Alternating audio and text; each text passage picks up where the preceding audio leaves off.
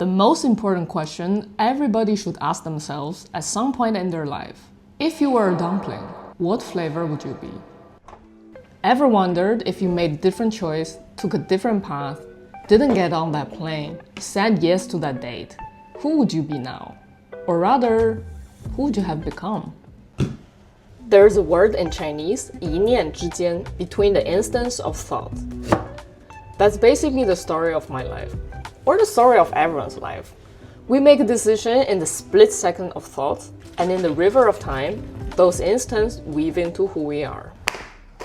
I studied art and design. Thank God I'm the only child. I would feel even more like the black sheep if I had an engineer brother and a doctor sister. I dreamed of being a fashion designer since I was a kid. I went down the whole pathway of art school, diploma, unpaid evil internship in the fashion glam. Eventually, I did become a fashion designer, and I even worked for my dream brand.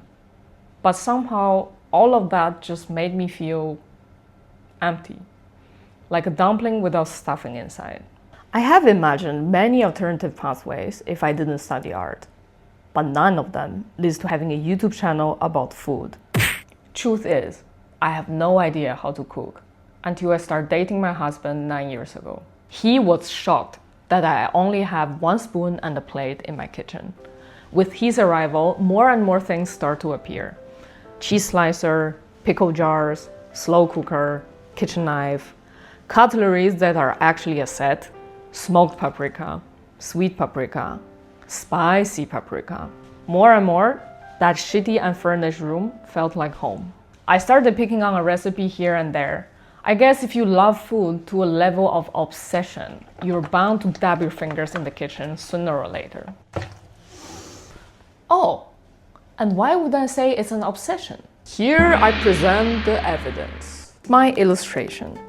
Self-portrait as mushroom. This is me as a conch, me as a cabbage, me as a pomegranate, me as sunflower seed, and me as banana. Triplets. Very interesting. Definitely noting it down for my future therapist if I ever afford one. It almost feels logical that one day I will become a dumpling. Now back to the big question. What flavor? I do see myself as something fancy, like sea urchin or king prawns, but not too plain either, like tofu or cabbage. Something that might not catch you by the first look, but sure lingers in your mind if you give it some time. And if you are into it, there's no replacement for the unique, distinctive flavor. Something like dried shiitake mushroom. They sure look like cold fossils by the first look, but just let them soak and relax. Once they open up, the fragrance is irresistible.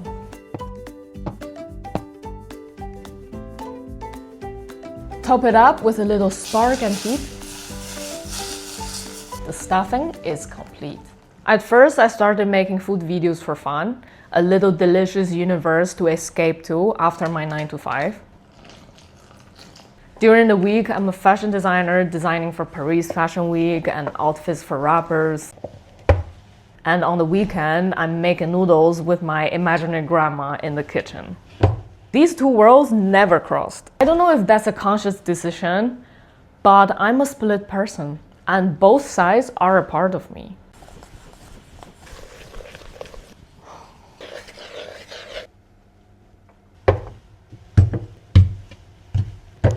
There are many similarities with drawing and making dumplings. You get the base material, the different colors and shapes. You play around with combinations. You get sparks and failures. I still remember when I left my last job as a fashion designer and my colleagues discovered my YouTube channel, the shock on their faces. What? You're such a shy person. You do comedy? For those of you who have watched my videos, I don't know if you believe me if I say I'm a big introvert. My friends will sure laugh about it, as I'm always the group clown who makes everyone laugh. That's the issue. I'm 31 years old, and whenever I'm asked to introduce myself, which I hate because I always freeze. As if all this art, design, aesthetic stuff are my rappers, and the goofy, funny, sarcastic food humor are my stuffings. Up until now, they are kept separated, hence an incomplete dumpling. And today is the first time I'm wrapping them together. Being a creative person comes with loads of self-doubt and overthinking.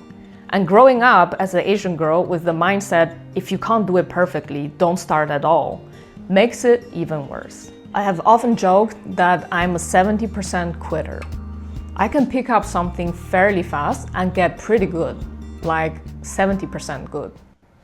Then I quit. So this black and white dumpling for the calligrapher I could have been. This floral one for the ceramic artist I could have been. The stripy one for the fashion designer I could have been. This one for the graphic designer I could have been. And this for the set designer I could have been. Polka dot one for the branding designer I could have been. This one for the performance artist I could have been. And this one wouldn't have become anything, unfortunately. I really suck at music. And actually, the best one so far is all the little bits of leftovers.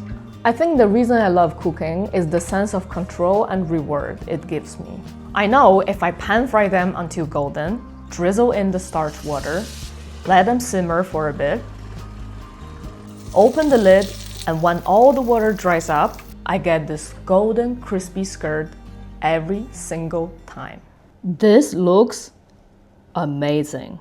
On this side is just regular crispy fried dumplings. But when you turn it over, each piece is an instance, a possibility, a what if.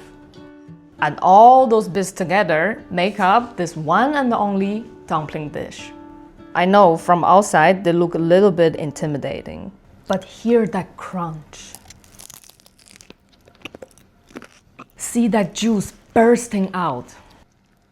You get the super juicy savory mince with the fragrance of shiitake mushroom.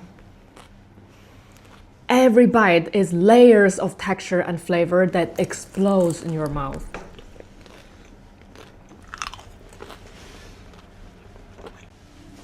Is it still 70%? Am I still 70%? No, that is 100% a dumpling. So next time, at an ice-breaking event, if that question ever rises again, "So Anru, who are you? Tell us about yourself," I will stand up and proudly say, "I am a dumpling."